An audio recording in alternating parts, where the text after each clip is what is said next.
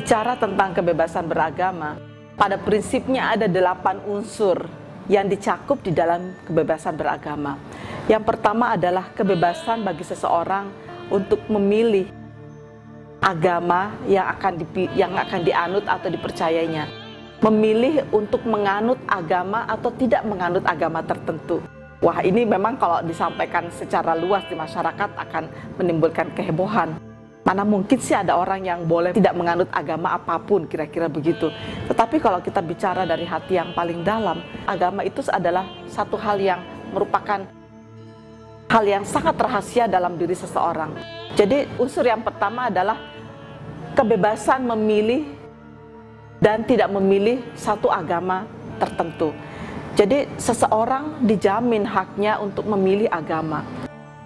Karena agama adalah satu hal yang sangat privasi, sangat intim di dalam kehidupan seseorang, sangat pribadi, sangat personal. Karena itu kita tidak dapat memaksa seseorang untuk memilih atau tidak memilih agama. Berikanlah kebebasan kepada seseorang untuk memilih agama sesuai dengan keyakinan dan kepercayaannya. Kebebasan yang kedua atau unsur yang kedua di dalam kebebasan beragama adalah kebebasan untuk memanifestasikan keyakinan seseorang di dalam kehidupan sosial. Tentu saja hal ini tidak bersifat mutlak, harus diatur oleh undang-undang. Masalahnya adalah undang-undang yang dibangun itu adalah undang-undang yang disepakati di masyarakat, yang dibicarakan dengan semua unsur yang ada dalam masyarakat, sehingga undang-undang itu dipahami dengan baik, yang kemudian membawa warga negara itu untuk mengamalkan ajaran agamanya dengan cara-cara yang bijak. Anasir yang ketiga di dalam kebebasan beragama adalah kebebasan bagi seseorang untuk tidak mendapatkan tekanan, paksaan, intimidasi, atau apapun di dalam melaksanakan ajaran agama mereka. Karena itu setiap orang diharapkan bebas ya, dalam bentuk bebas secara bertanggung jawab melaksanakan ajaran mereka tanpa ada sedikit pun paksaan, intimidasi, stigma atau apapun yang membatasi kebebasan mereka. Unsur yang keempat adalah kebebasan dari segala macam bentuk diskriminasi. Karena itu setiap warga negara boleh ya dijamin kebebasannya untuk melaksanakan ajaran agama mereka dalam masyarakat tanpa ya mendapatkan diskriminasi dalam bentuk apapun. Baik itu diskriminasi dalam bentuk pelayanan, dalam bentuk pengejawantahan maupun dalam bentuk pelaksanaan dakwah secara luas di masyarakat. Unsur yang kelima itu adalah kebebasan yang menjamin hak-hak orang tua atau wali terhadap agama anak-anaknya. Jadi di dalam Undang-Undang Kebebasan Beragama atau di dalam dokumen internasional mengenai kebebasan beragama, setiap orang tua, setiap wali itu dijamin haknya secara mutlak untuk menyampaikan ajaran agamanya kepada anak-anaknya. Dan untuk menjamin agar supaya anak-anaknya itu memilih agama yang sesuai dengan orang tuanya. Itu karena masih anak-anak, sampai usia 18 tahun baru seorang anak itu boleh memilih apakah dia akan tetap pada kepercayaan yang dianut yang telah diajarkan oleh orang tuanya atau tidak. Karena itu unsur yang kelima ini adalah menjamin hak-hak para orang tua agar supaya mereka dapat menyampaikan atau memilihkan agama terhadap anak-anak mereka.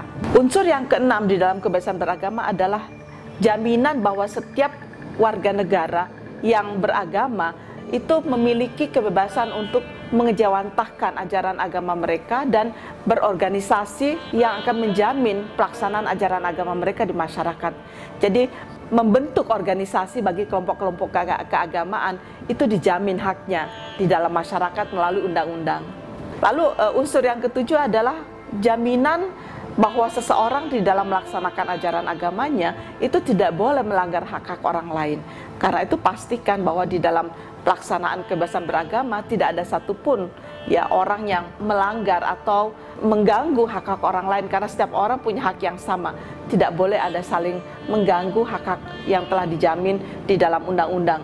Karena itu di dalam pelaksanaan ajaran agama di masyarakat kita, pemerintah bersikap netral dan adil kepada semua kelompok, sehingga semua kelompok atau elemen masyarakat yang memiliki agama yang berbeda itu punya hak yang dijamin, sehingga tidak ada yang mengalami pelanggaran atau tidak ada yang mengambil hak orang lain di dalam implementasinya. Selain itu, unsur yang terakhir atau unsur yang kedelapan di dalam kebebasan beragama adalah bahwa pemerintah kita menjamin bahwa hak-hak yang bersifat internal tadi, memilih dan tidak memilih agama, menganut dan tidak menganut agama, atau berpindah agama, itu adalah hak yang bersifat internum, dan itu sifatnya non-derogable, tidak dapat diganggu-gugat sedikit pun, baik dalam keadaan damai maupun dalam keadaan perang.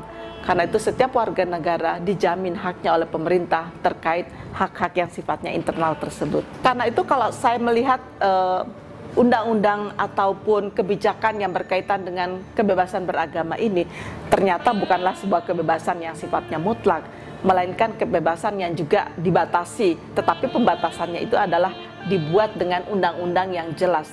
Dan yang penting saya melihat bahwa kebebasan beragama ini mengarahkan warga negara untuk lebih bertanggung jawab di dalam pelaksanaan ajaran agama mereka. Tetapi yang penting adalah bahwa undang-undang kebebasan beragama ataupun kebijakan-kebijakan yang berkait dengan kebebasan beragama ini ujungnya adalah untuk membangun masyarakat yang harmoni, yang sejuk, yang muncul pengertian dan sikap saling menghormati di antara penganut agama yang berbeda. Hanya dengan cara itulah Indonesia misalnya dapat membangun kehidupan berbangsa dan bernegara yang mengedepankan toleransi, sehingga pada ujungnya masyarakat yang beragam ini dapat mencapai kemaslahatan dan kemajuan di dalam kehidupan masyarakat agama.